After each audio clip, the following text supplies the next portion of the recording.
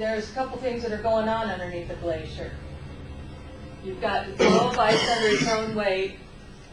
This is the bedrock, and the glacier is flowing this direction. It's picking up all the material here, and then as the bedrock breaks off, it's called plucking, and it picks up rocks and boulders. And that gives it a lot more scouring action underneath there, because first of all, you got all the weight of that ice and material going over the ground. Now, the features that you get in this area, you guys all recognize this? You all been up Kelly's Island? Go see the glacial grooves? That's an impressive thing. That's a very hard bedrock. I believe it's metamorphic, and so it's been re-hardened by burying and heating, and that's probably about 12, 14 feet of material that's been removed from that, plus whatever was over the top of that at that time. Features that you find here in Stark County as far as glaciers go, you have terminal moraines, you'll have lateral moraines, you'll have medial moraines, eskers, which are, and this is actually pointing to the wrong thing, this is an esker. An esker, and you'll have drumlins, you'll have a floodplain area or an outwash plain, or you'll have tills formed in that area. Now, if it's been reworked by water, it's called an outwash plain. If it's back in behind the moraines and it hasn't been reworked, the materials in there are called tills. And a till is a jumbled mess of angular rock, clay, silt, anything that was in the parent materials. Those glacial sediments and their associated landforms are broken up into two groups by geologists. They use a big term, pluvial glacial deposits. What that means is these items have been reworked by water that's melting off this. You'll get structures like stratified soils with, that's cross bedding. You can tell direction of flow was that way if you're a geologist. Or, now you guys know that. In the area here, we have erratics, which would be like large boulders. You look at that and you go, that's granite. What's that doing here? It came from Canada in a glacier. You'll have drumlins, which are teardropped hillsides. You can look at a drumlin and you can tell which direction the ice was flowing. Moraines, we'll have different types of moraines. Sometimes you'll have recessional. In this area, the ice has advanced and recessed and then come forward again, and it reworks and it pushes over all those materials in this area. And then you'll get till plain, or they have several names for that. This is an outwash plain with a valley glacier. This area is being reworked here.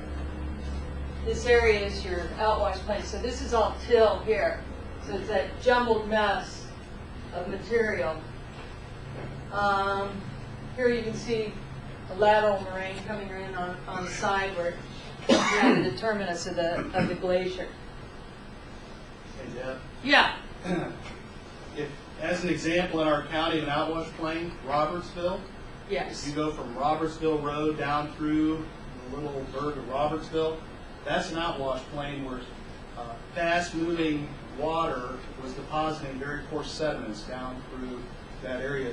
Hence, when you get down in that area, you see so much sand and gravel. It seems out of place in an area that's really unglaciated in Stark County. This is a till. This is an older till over underneath a younger till, and this is actually in Stark County. This is on the southern part of Stark County. This is an Illinoisan till here, and then this is the Wisconsin till over the top of that. Kettle lakes with, these are moraines. See how hummocky the ground is? This is a till, angular material with fines and courses material here. This hasn't been reworked by water.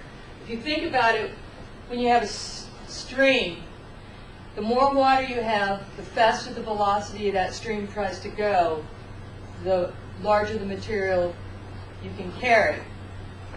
Coarse material would be deposited closer to the glaciers because the fines have been winnowed out by that stream carrying that away. When a glacier carries that material away, that glacial water, that outwash water, is white, and they call that flour. This is reworked glacier clay. This is in a moraine, and this is in Canada, up in Canada.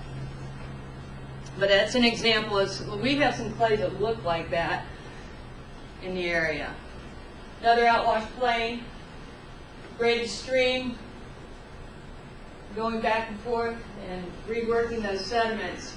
So here, your soils would be, once that stream is no longer there, your soils would be well-drained sand and gravels. This is a picture of the flour in a stream coming off a glacier in Alaska. Lots of clay in that. And this is an example of what we call a cane terrace. On the glaciers, you would have stagnant water in ponds and little rivulets running across the top of that, and that would carry some materials. And once those materials kind of embed themselves and then the ice melts, canes are, some geologists call them haystacks. It's a term you don't see very often anymore. The cane terraces and the canes usually are a little bit more graded sand and gravel soils in the area. So areas that you see cane terraces would be Hartville, Plain Township.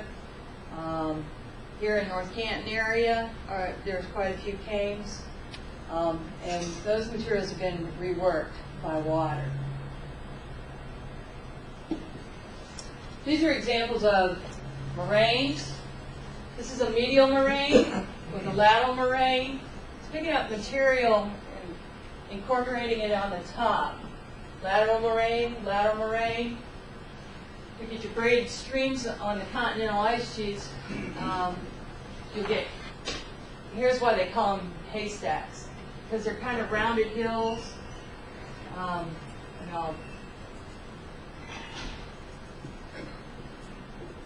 In the case of the ice, has come forward, picked up material, bulldozed it into these linear features, which are called moraines. These usually are jumbled tills, and they do have some reworking done on them. So you'll see them as in the area as sand and gravel loams. So usually they're a moderately well-drained soil. This is in Canada, and this is a terminal moraine. It doesn't have any vegetation on top of it. Notice that we've got large erratics, little water going on here. That's called a kettle. When you have a depression back in behind a moraine, it can fill in with water and becomes a lake. And then here in the area, we have what we call kettle and moraine areas. In Lawrence, in Jackson Township, and then there's areas in Plain, up in the Hartville area that do have, when you see little lakes, those normally are kettle lakes in the area. Let me grab a gulp of water here. Excuse me.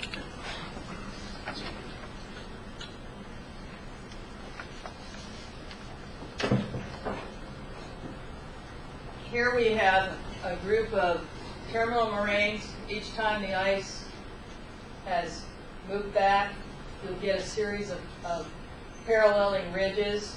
This is an aerial photo with infrared of two glaciers merging together up in Canada.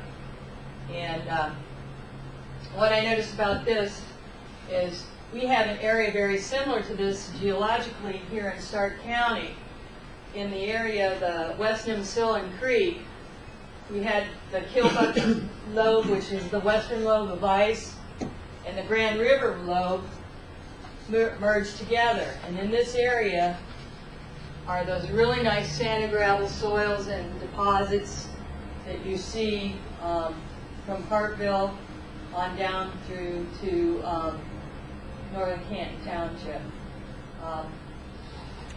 There was a large outwash plain, lots of water going through that area, but this formed a high ridge in this area. There's lots of material being moved by water in that area.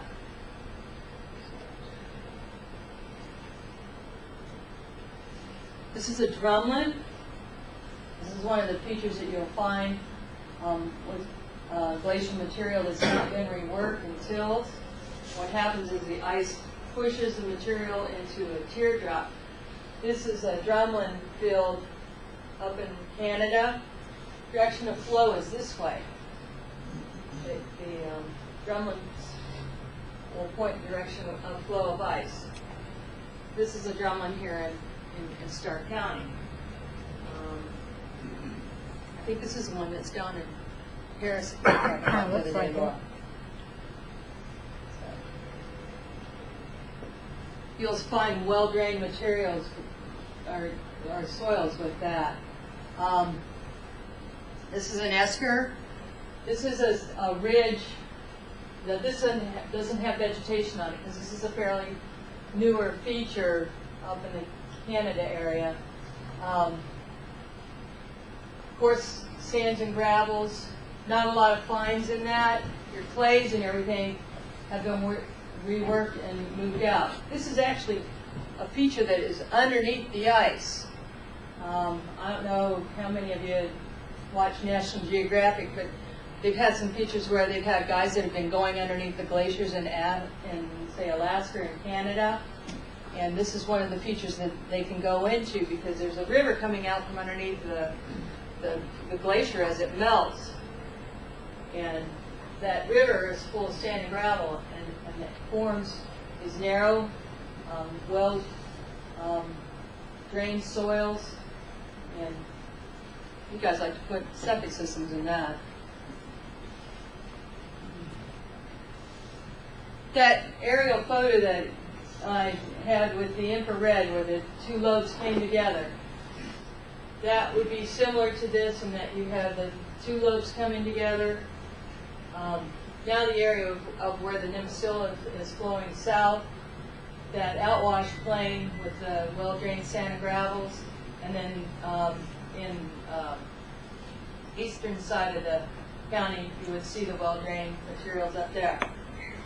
Unfortunately, when the glacier came from Grand River Lobe out of the Erie, what happened there was a large, deep river valley there. In that area, the parent materials that it picked up were the black shales and the clays from the black shales of the Cleveland Shale, which is this thick Pennsylvania shale up up along the lake, and it pushed it into this area. And you guys, every once in a while, you'll hear one of the sanitarians say, "Oh, we've got Remsen on there. We're going to go off lot." That's why those materials that came from that area. In this area here, is much more clay, so it's not as well drained. It's a ground moraine, so it's a hummocky feature, so it's poorly drained